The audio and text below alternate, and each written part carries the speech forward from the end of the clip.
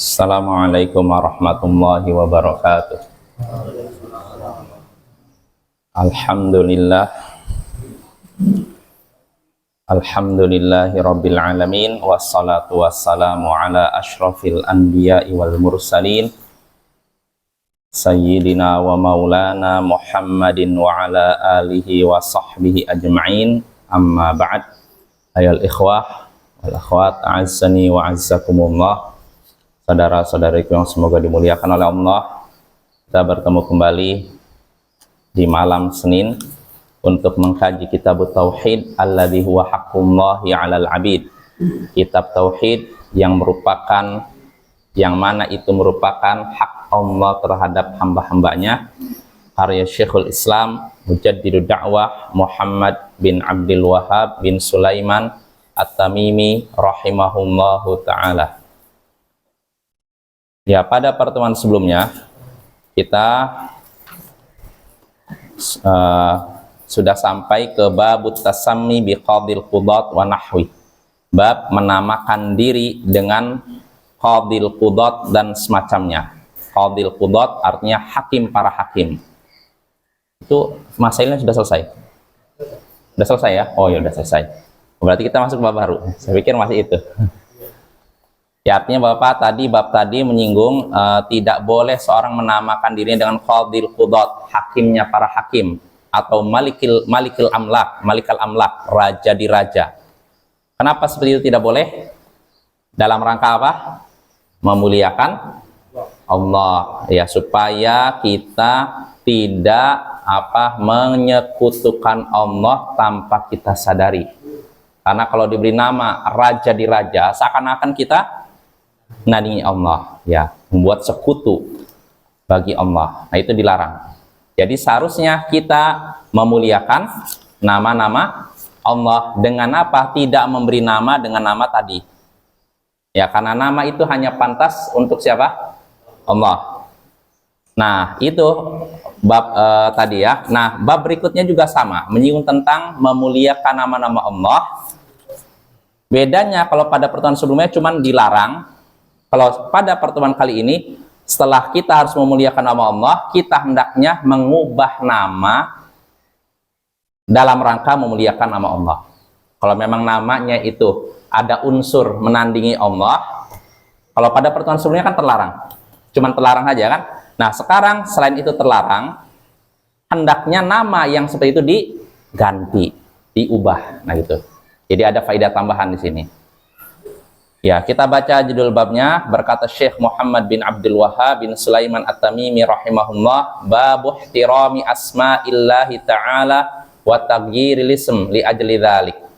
Bab tentang memuliakan nama-nama Allah yang maha tinggi dan mengubah nama dalam rangka demikian.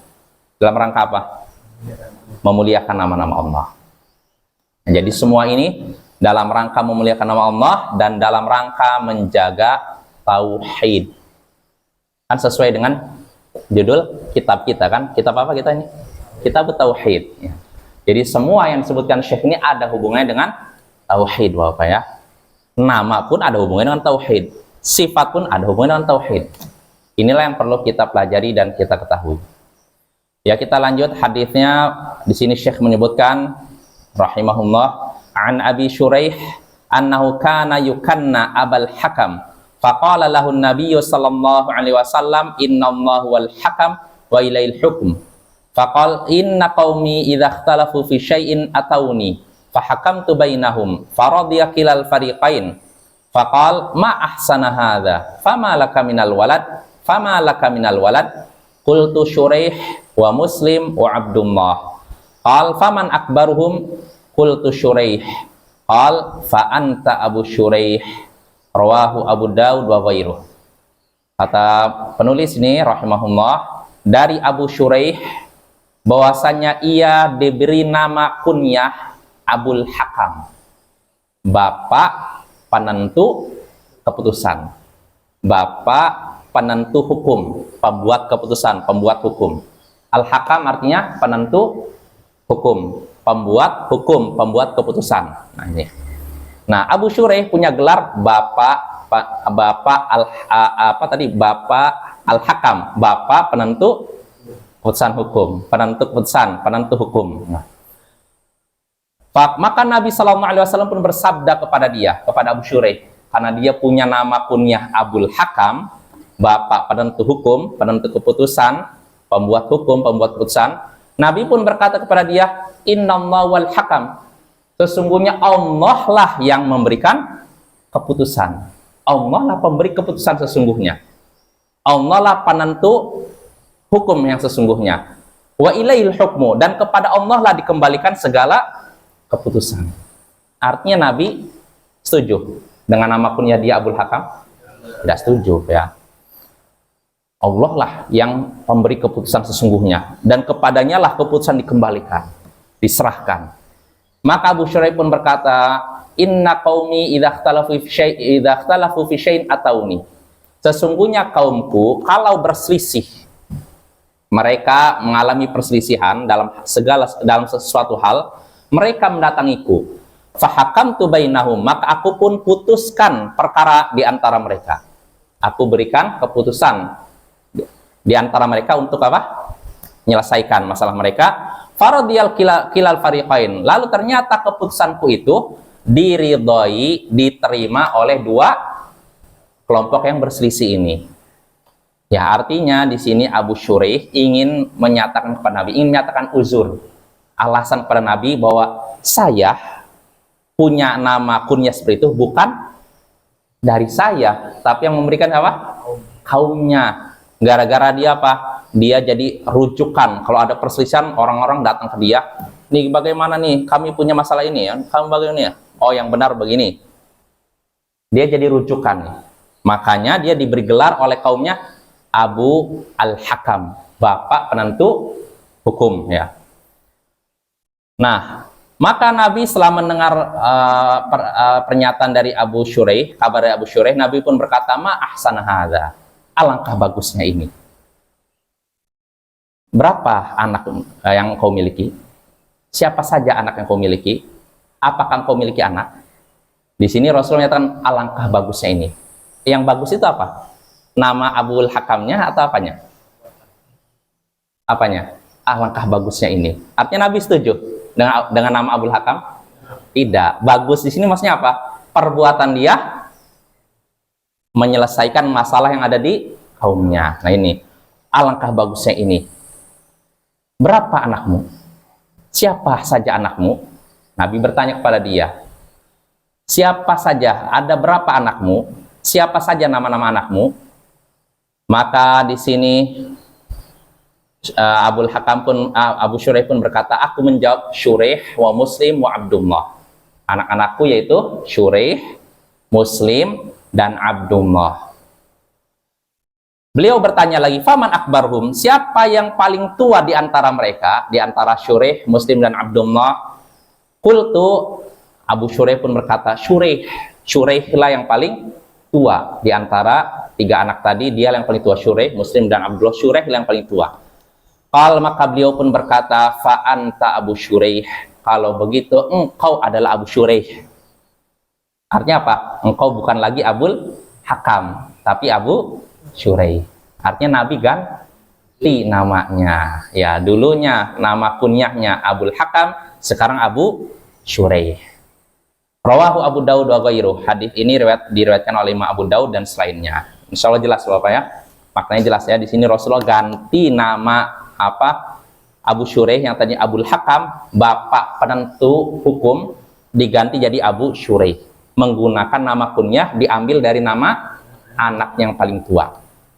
Dan yang seperti ini termasuk perkara yang disyariatkan Bapak ya. Syariatkan dan dianjurkan dan disukai. Jadi kita pakai nama kunyah diambil dari nama anak kita yang pertama. Ya, kalau yang jadi masalah nggak punya anak bagaimana? Mana? Ramadan. Aisyah, Ummu Abdillah. Aisyah, siapa itu Aisyah? Ummu Abdillah. Bapaknya, ibunya Abdullah. Abdullah anak berapa ini? Hah? Loh kok punya nama kunyah Ummu Abdillah? Gimana nih? Ya, nama kunyah itu Bapak dianjurkan, disukai bagi yang punya anak dan juga yang tidak punya anak. Nah, ini itu dianjurkan ya, baik yang punya anak maupun tidak punya anak, bahkan kalaupun orang itu masih kecil. Dalilnya apa? Kisah ketika Nabi SAW menegur anak kecil yang bermain burung. Ya Aba Umair, ma fa'ala Nughair. Hadis ini masyhur ya, dalam Sahih Bukhari dan Muslim dan lain-lain. Jadi Rasulullah menegur seorang anak kecil yang sedang memainkan burung, dia burung kecil gitu.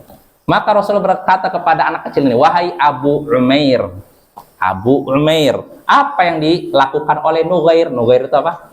Burung. Burungnya namanya dikasih nama Nughair. Wahai Abu Umair, apa yang dilakukan oleh Nughair? Abu Umair, bapaknya Umair. Lah, anak kecil, doknya anak. Nikah aja belum, dewasa belum. Kok disebut Abu Umair? Nah, inilah nama kunyah itu diperbolehkan Bapak ya. Makanya Imam Asy-Syafi'i tidak tidur semalaman memikirkan faidah dari hadis ini.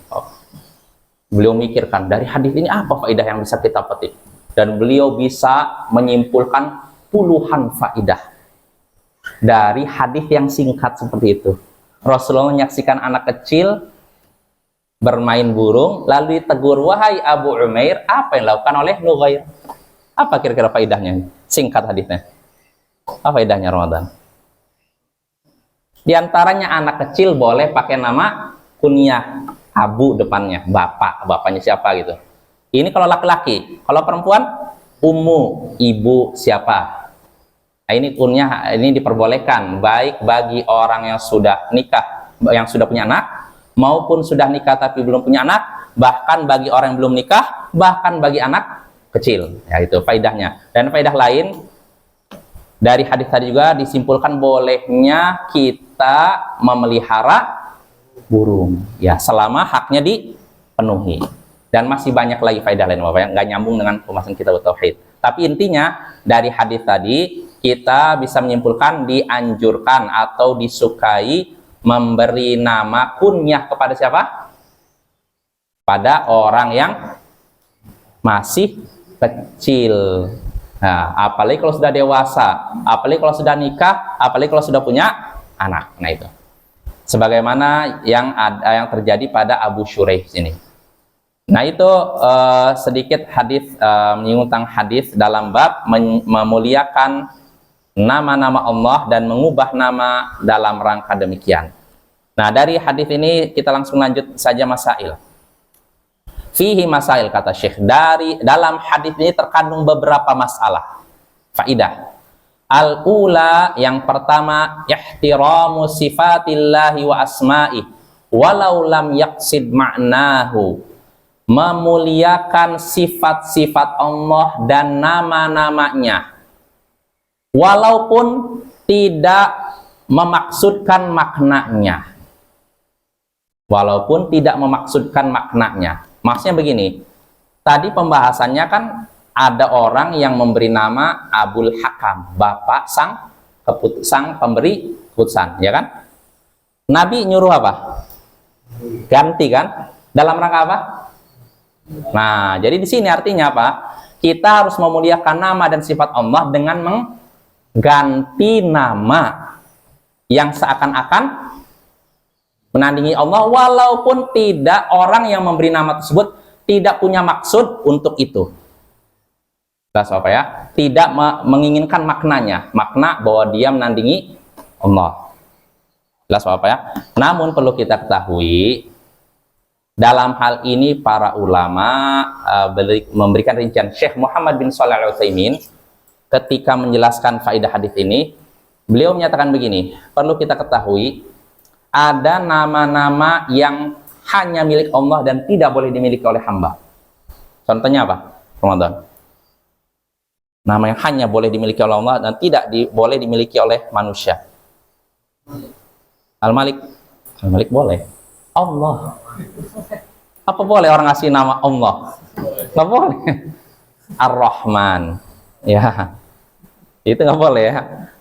Nah, tapi selainnya Ar-Rahim, Al-Malik, Al-Quddus, Al-Hakam, ini termasuk atau nama yang bukan kekhususan milik Allah, bukan milik Allah, bukan istilahnya gini, bukan hanya boleh dimiliki oleh Allah, artinya boleh juga dimiliki oleh hamba, tapi dengan syarat, kata Syekh Muhammad bin Shalih Al-Utsaimin, kalau sekedar memberi nama saja, tidak ada tujuan untuk apa istilahnya mengambil maknanya.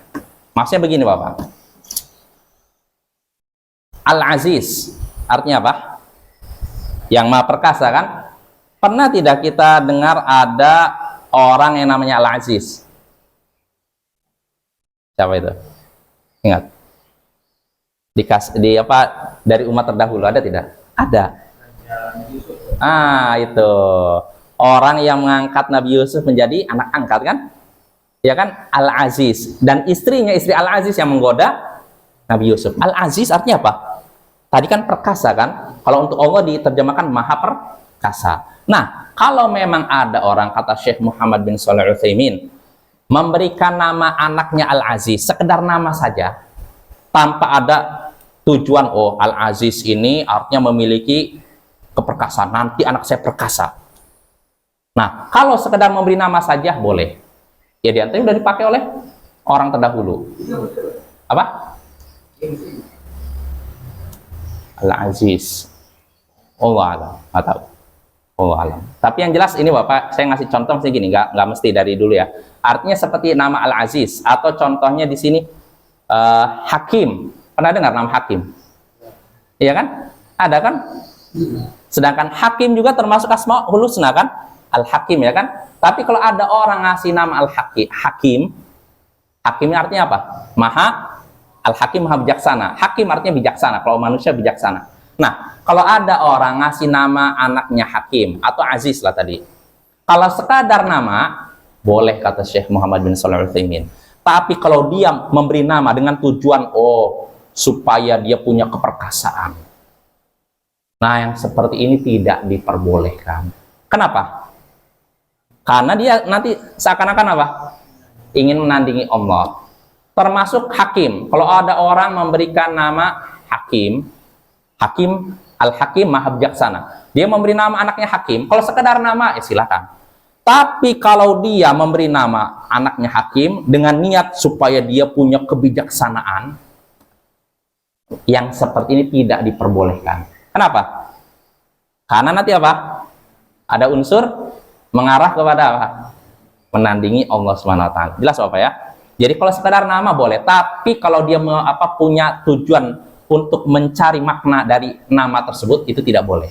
Kata Syekh Muhammad bin Shalih Al-Utsaimin ketika mengkritisi perkataan penulis, kata beliau ini perkataan penulis bermasalah.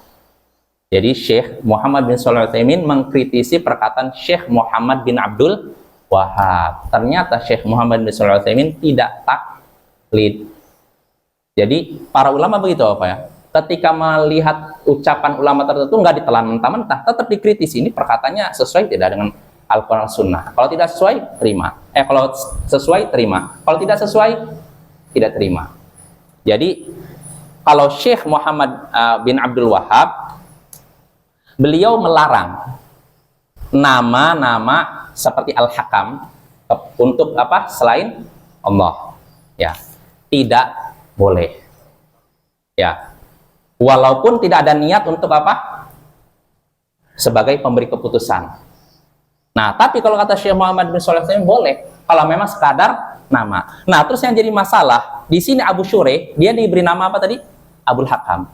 Kira-kira apakah sekedar nama atau ada tujuan? Kira-kira apa sebabnya? Ingat tidak tadi? Apa sebabnya diberi nama Abul Hakam?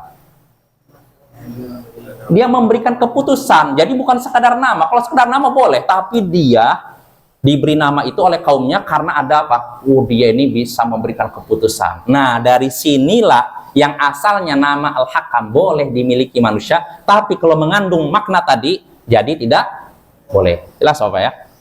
Ya, jadi yang perlu kita ketahui sekali lagi, nama yang disepakati para ulama tidak boleh dimiliki manusia, Allah, Ar-Rahman. Siapa lagi?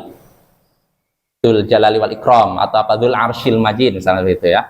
Nah, tapi selain Ar-Rahim, Al-Malik, terus misalkan apa, misalkan Al-Aziz dan semacamnya, maka itu diperbolehkan kalau tidak ada niat apa, mencari makna dari nama-nama tersebut, sekedar nama saja. Tapi kalau dia ingin mencari makna dari ini nama tersebut, itu tidak diperbolehkan. Karena nanti mengarah kepada apa? Unsur menandingi Allah Subhanahu wa taala. Jelas Bapak ya? Ini penting nih seperti ini ya. Jadi biar kita tidak salah paham. Karena di sini Syekh Muhammad bin Shalih Al Utsaimin kenapa menyatakan demikian? Karena para sahabat sendiri ada yang namanya Al-Hakam. Tidak, tapi Rasulullah tidak mengubahnya. Dan ada yang namanya Al-Hakim. Dan Rasulullah tidak mengubahnya. Tapi kalau di sini Abdul Hakam kok diubah? Karena apa? Ya tadi ada unsur apa? Seakan-akan dia diberi nama Abdul Hakam karena dia bisa memberikan keputusan. Berarti seakan-akan apa? Nah ini Allah. Tapi kalau sekadar dia diberi nama Al-Hakam saja, tidak masalah. Karena ada sahabat juga yang namanya Al-Hakam. Ada juga sahabat namanya Al-Hakim. Jelas Bapak ya? Jadi bedakan nama-nama yang khusus milik Allah. Ini tidak boleh dimiliki oleh siapapun. Dan ada nama yang boleh dimiliki Allah dan boleh dimiliki selain Allah. Ini boleh dipakai oleh manusia kalau sekadar nama. Tidak ada tujuan untuk mengambil makna dari nama-nama tersebut. Soal jelas ya? Nah itu masalah pertama. Ats-tsaniyatu, permasalahan kedua, taghyirul ismi li ajli dzalik. Mengubah nama dalam rangka demikian. Dalam rangka apa? Menghormati, memuliakan nama-nama Allah. Artinya kalau ada nama yang seperti tadi, Abdul Hakam, Al-Hakam atau Al-Hakam lah. Kalau Abdul Hakam kan bapaknya, ini Al-Hakam lah. Misalnya ada orang suka memberikan keputusan dan keputusannya diakui atau diterima oleh semua pihak, lalu disebut Al-Hakam. Boleh seperti itu? Nah, boleh. Tapi kalau kita punya anak misalkan, lahir, lalu saya cari nama apa, ya udah Al-Hakam aja. Nggak ada niatan supaya dia nanti memberikan keputusan. Nah, ini boleh. Tapi kalau diberi nama, tujuannya tadi, saya diberi nama anak saya Al-Hakam supaya nanti bisa memberikan keputusan. Boleh seperti ini? Tidak boleh ya. Itu permasalahan kedua. Ats-tsalitsatu, permasalahan ketiga, ikhtiyaru akbaril abna'il kunyah. Ikhtiyaru akbaril abna'il kunyah. Permasalahan ketiga, memilih anak tertua untuk digunakan sebagai nama kunyah. Ya contohnya tadi, Abu Syuraih punya anak Syuraih, Muslim dan Abdullah. Maka dia diberi nama kunyah Abu Syuraih. Dengan alasan apa? Syuraihlah anak yang tertua. Nah, kalau anak tertuanya ternyata Abdullah, berarti nama kunyahnya apa? Abu Abdillah. Kalau nama anak tertuanya Muslim, berarti nama kunyahnya apa? Abu Muslim. Apa ya? Bisa juga, misalkan Hafsah berarti Abu Hafsah. Kalau yang anak perempuannya misalkan Fatimah, Abu Fatimah. Apa ya? Dan itu sekali lagi itu dianjurkan dan disunahkan. Iya boleh juga, boleh kayak gitu. Jadi dia pakai nama kunyah terus sampai tuanya gitu, namanya nggak diubah, nggak masalah juga, boleh. Dan Bapak, kalau orang Arab itu biasanya mereka memuliakan orang yang diajak bicara, biasanya bukan manggil nama, bukan namanya, misalkan namanya Salman, ya Salman enggak, tapi pakai nama kunyahnya. Contohnya ada orang misalkan maaf ini Salman punya anak misalkan namanya Abdul Aziz. Nanti dipanggilnya bukan wahai Salman, tapi apa? Wahai ya Aba Abdul Aziz. Abu Abdul Aziz pakai nama kunyah. Nah, itu dalam rangka apa? Menghormati. Oh enggak, nama panggilan. Orang Arab enggak kayak gitu. Mana akte? Apa itu? Apanya itu?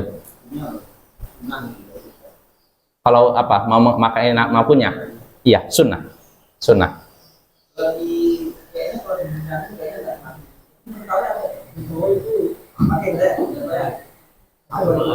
Maksudnya?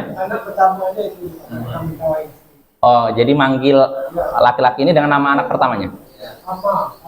Oh iya. Oh gitu. Iya, itu ya boleh. Iya. Ya boleh ya ada. Ya bagus lah. Ya, artinya gitu, itu disunahkan apa ya, dianjurkan, ya, disyariatkan karena Nabi sendiri memanggil anak kecil dengan nama itu ya. Nah itu Bapak ya. Nah, dengan ini selesai kita dari pembahasan bab tentang memuliakan nama-nama Allah dan mengubah nama dalam rangka demikian, dalam rangka memuliakan nama-nama Allah. Nah sekarang kita masuk bab baru, bab yang penting juga. Kata Syekh di sini, babu man hazala bi syai'in fihi dzikrullahi awil qur'ani awir rasul.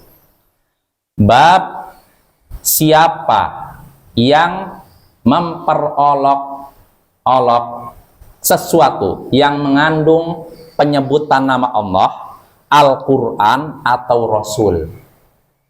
Bab siapa yang bercanda dengan menyebutkan sesuatu yang di situ ada nama Allah atau Quran atau Rasul.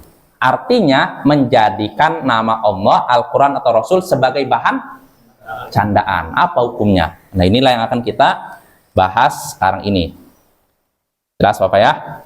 Syekh tidak menyebutkan ininya, jawabannya. Kan di sini disebutkan bab siapa yang bercanda dengan sesuatu yang mengandung penyebutan nama Allah, Al-Quran atau Rasul, maka Syekh nggak menyebutkan hukumnya apa. Terus hukumnya apa? Kita bisa tahu kalau sudah baca ayat dan hadis yang disebutkan Syekh. Apa hukumnya?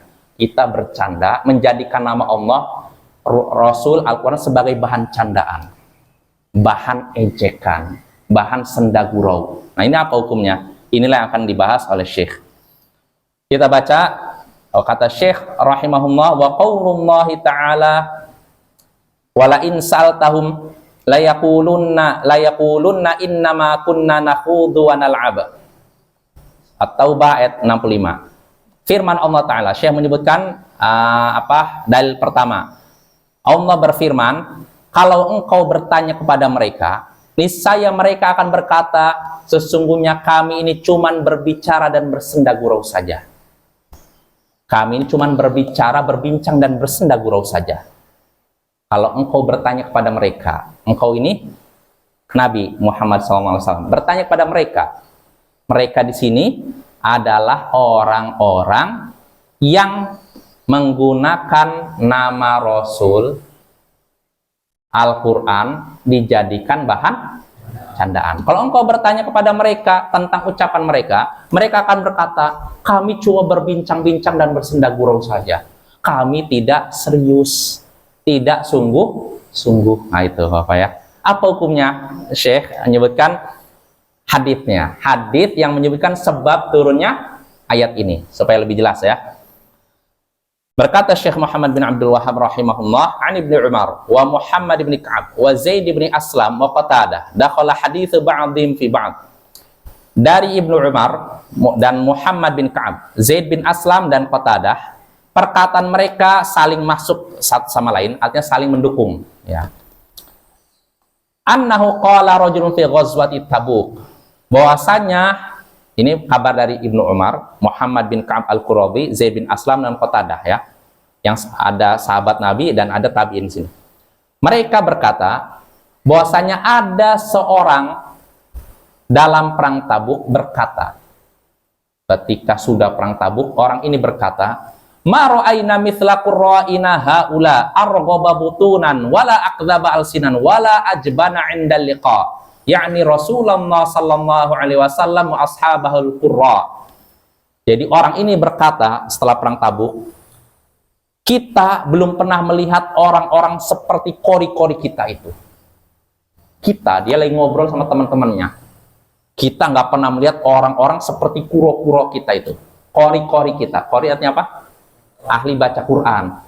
Kita nggak pernah melihat orang-orang seperti para kori kita itu. Mereka itu paling buncit perutnya, paling dusta lisannya, dan paling pengecut ketika terjadi peperangan. Jadi orang ini ngobrol bersama teman-temannya setelah perang Tabuk dalam rangka istilahnya apa, refreshing lah, pun udah penat, jenuh, ngobrol katanya. Lalu berkata, kita nggak pernah melihat orang-orang seperti kori-kori kita itu. Mereka orang yang paling buncit perutnya, maksudnya apa? Banyak makan, paling rakus makannya, dan paling dusta lisannya, dan paling pengecut ketika terjadi peperangan. Siapa yang dimaksud ini? Yakni maksudnya Rasulullah SAW dan para sahabat yang ahli baca Quran. Nah, ini orang ini berkata seperti itu. Nah, faqala lahu Auf bin Malik. Maka ketika itulah Auf bin Malik berkata kepada orang tersebut, "Kadzabt, engkau dusta, bohong, engkau bohong. Walakinnaka munafik, akan tapi engkau adalah munafik. La ukhbiranna Rasulullah sallallahu alaihi wasallam. Sungguh akan aku kabarkan ini kepada Rasulullah sallallahu alaihi wasallam." Auf bin Malik marah kan, nyaksikan kok ada orang ngejek apa? Para sahabat pembaca Quran. Akan aku kabarkan ini kepada Rasulullah sallallahu alaihi wasallam. Fadhahaba Auf ila Rasulillah sallallahu alaihi wasallam liyukhbirah. Akhirnya Auf pun pergi kepada Rasulullah untuk mengabarkan kepada beliau tentang ucapan tadi. Fawajadal Qur'ana qad sabaqah. Akan tetapi dia dapati Al-Qur'an sudah mendahuluinya. Maksudnya apa? Wahyu sudah turun duluan. Padahal mau ngasih tahu nih kejadian itu. Ternyata Allah sudah lebih dahulu mengabarkan. Nah, itu. Mengabarkan kepada nabinya ya. Faja'a dzalikar rajul. Akhirnya orang tadi pun datang ila Rasulillah sallallahu alaihi wasallam, kepada Rasulullah sallallahu alaihi wasallam. Orang tadi, orang yang mana? Yang berkata apa? Kita nggak pernah lihat orang-orang seperti para qori kita itu. Sangat rakus makannya, sangat dusta lisannya, dan sangat pengecut ketika peperangan. Nah, akhirnya datanglah orang itu kepada Rasulullah SAW. Wa qadir tahala wa raqibana qata. Dia datang kepada Rasulullah SAW dalam keadaan Rasulullah sudah bergerak, beranjak pergi, dan dia sudah di atas unta beliau. Jadi orang itu datang, Rasul sudah bergerak. Pergi, meninggalkan tempat itu. Faqal, maka orang itu berkata, "Ya Rasulullah, inna kunna nakhudu wa nal'ab wa natahaddatsu haditsa raqab naqta'u bihi anna tariq." Wahai Rasulullah, sesungguhnya kami ini cuma ngobrol dan bersenda gurau. Kami ini melakukan pembicaraan seperti halnya orang-orang musafir melakukan pembicaraan untuk mengisi waktu kosong, untuk mengisi waktu di perjalanan. Jadi orang ini berkata, kami ini nggak serius, ya, kami cuma ngobrol biasa, bercanda. Kami melakukan pembicaraan seperti halnya orang-orang dalam perjalanan melakukan pembicaraan dalam rangka mengisi waktu kosong. Jelas apa ya? Ini pengakuan orang tersebut. Qala Ibnu Umar berkata, Ibnu Umar menyaksikan kejadian itu. Ka'anni anzuru ilaihi muta'alliqan binis'ati naqati Rasulillah sallallahu alaihi wasallam. Seakan-akan aku melihat orang tadi berpegangan pada tali pelana unta Rasulullah SAW. Wa innal hijaratatan latan kubu rijlai. Dia memegang tali pelana unta Rasulullah SAW dalam keadaan kakinya terkantuk-kantuk dengan batu. Karena apa? Kan Rasulullah sudah berjalan nih, dia megang tali, Rasulullah, kami ini berjalan terus gitu. Rasulullah nggak berhenti, terus saja jalan. Dia terus mari lagi nih, kakinya terkantuk-kantuk oleh di jalan gitu. Lalu wahwa yaqul, dalam keadaan orang itu berkata, innama kunna nakhudu wa nal'ab. Kami ini cuma berbincang-bincang biasa dan bersenda gurau wahai Rasulullah, main-main saja. Dia, wahai Rasulullah, kami cuma berbincang biasa, cuma main-main saja, bersenda gurau wahai Rasulullah, terus gitu ya. Rasul jalan terus gitu. Fayaqulu lahu Rasulullah sallallahu alaihi wasallam, lalu Rasulullah pun berkata kepada orang tersebut sambil membaca ayat tadi, ayat yang turun tadi, abillahi wa ayatihi wa rasuli kuntum tastahzi'un. Apakah Allah, ayat-ayatnya, Rasulnya kalian perolok-olok? Ini mayal tafitu ilai. Rasulullah tidak nengok sama sekali orang tersebut, wala yazidu alai, dan juga tidak menambah ucapan selain ucapan tadi. Artinya apa? Cuman abillahi wa ayati wa rasuli kuntum tastahzi'un. Apakah Allah, ayat-ayatnya, rasulnya kalian perolok-olok? Wahai Rasul, kami ini cuman main aja. Apakah Allah, ayatnya, Rasulnya, kalian perolok-olok? Begitu aja Rasulullah. Ngulang-ngulang. Tidak mengucapkan perkataan yang lain. Jelas apa ya? Ini haditsnya. Ya, itu ayat tadi sebenarnya lebih kelengkapannya, apakah Allah, ayat-ayatnya, Rasulnya, kalian perolok-olok? La ta'tadiru. Kelanjutannya gitu. Jangan kalian cari-cari alasan. Qad kafartum ba'da imanikum. Kalian telah kafir setelah imanan kalian. Artinya jatuh vonis kafir kepada orang tadi. Orang tadi dianggap kafir. Padahal Bapak-bapak, orang tadi sudah berjihad. Ada tidak amalan yang lebih agung daripada jihad? Jihad itu dalam hadis wirwatus sanamil Islam, puncak amalan Islam. Karena apa? Resikonya apa? Hilang nyawa, hilang harta. Tapi gara-gara ucapan tadi, dia keluar dari Islam. Lenyap amalan jihadnya. Lihat tuh. Maka dari sini kita harus waspada, hati-hati. Jangan sampai kita menggunakan ayat-ayat Allah, nama Allah, Rasulnya digunakan sebagai bahan canda dan senda gurau. Itu bisa menyebabkan kafir keluar dari Islam. Ya, jangan perolok-olok. Seperti sebagian orang, saya dapat kabar dari seorang ustadz di sebuah koran, mungkin Bapak, koran zaman dahulu ada humor lah, kartun humor di sebuah harian ibu kota lah, nggak perlu saya sebutkan namanya.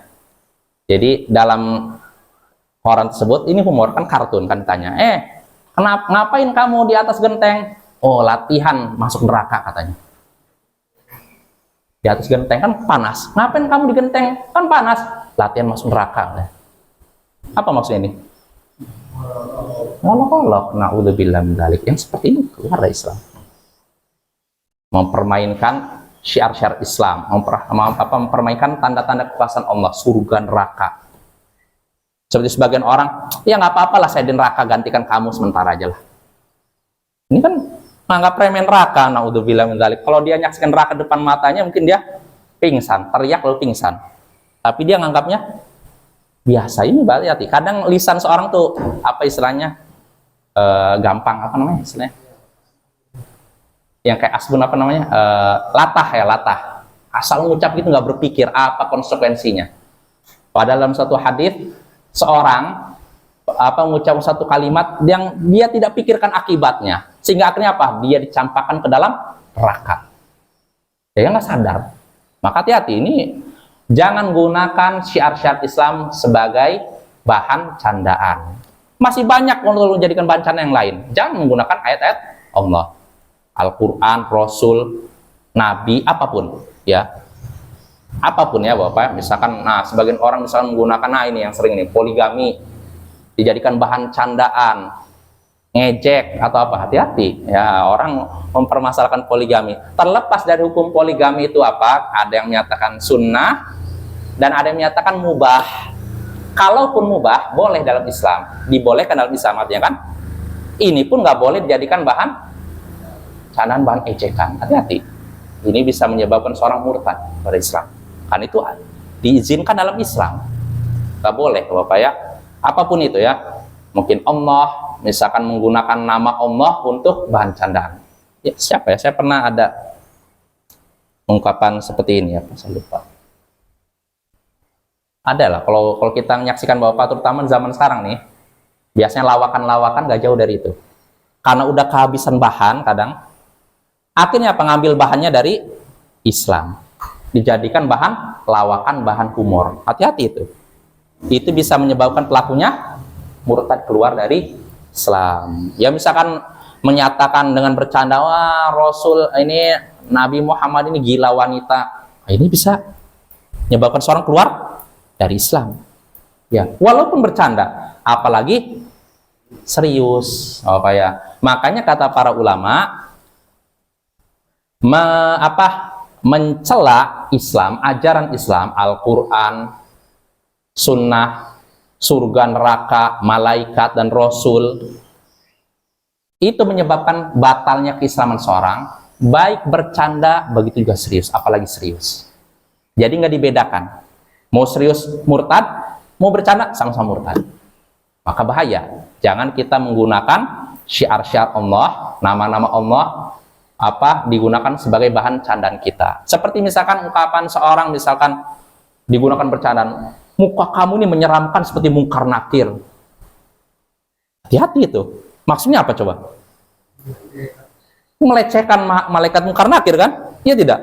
Seakan-akan mungkar nakir itu sosok yang bisa dijadikan bahan candaan dan tidak menakutkan. Padahal kalau dia masuk ke dalam kubur, nyaksikan sendiri mungkar nakir, nangis mungkin orang itu. Ya Bapak, mengerikan mungkar nakir itu. Disebutkan dalam hadits aswadan azraqan, hitam kebiru-biruan. Jadi ketika kita masuk ke dalam kubur, gelap Bapak. Semuanya gelap. Dan semuanya sempit. Sampai para syuhada pun ketika masuk kubur sempit. Nanti baru dilapangkan. Bagi yang soleh. Ya. Kalau yang toleh, ya tetap aja gitu, bahkan disempitkan gitu. Nah, jadi mungkar nakir nanti datang dalam keadaan kita masuk dalam kubur gelap. Sempit, datanglah mungkar dan nakir dan bertanya dengan pertanyaan yang keras, dengan suara menggelegar. Man rabbuk? Siapa Tuhanmu? Ini semuanya Bapak, ini pertanyaan keras ini bukan cuma kepada orang kafir. Kita ngiranya kepada orang kafir. Enggak, semuanya. Mau muslim kafir ditanya dengan suara yang keras. Nah, kalau orang tadi merasakan masuk kubur, ketemu mungkar nakir, baru nangis lah itu. Ya, naudzubillah min dzalik. Banyak istilahnya zaman sekarang ini nama malaikat, kadang Al-Qur'an, ayat Al-Qur'an dijadikan bahan candaan, bahan gurauan. Supaya apa? Supaya bikin orang tertawa. Padahal dengan dia melakukan demikian, dia sudah membatalkan keislamannya. Maka Bapak hati-hati ya. Jangan kita gunakan Allah, nama Rasul, Al-Quran, malaikat, hari akhir. Jangan gunakan semua itu sebagai bahan candaan. Masih banyak kalau mau cari bahan candaan yang lain di dunia ini kan? Ya tidak. Nah itu ya. Nah kita masuk faidah. Habis. Oh iya habis. Ya dah. Jadi kita insya Allah lanjutkan pembahasan ini, masail dari bab ini pada pertemuan berikutnya ya. Subhanakallahumma bihamdik, asyhadu an la ilaha illa anta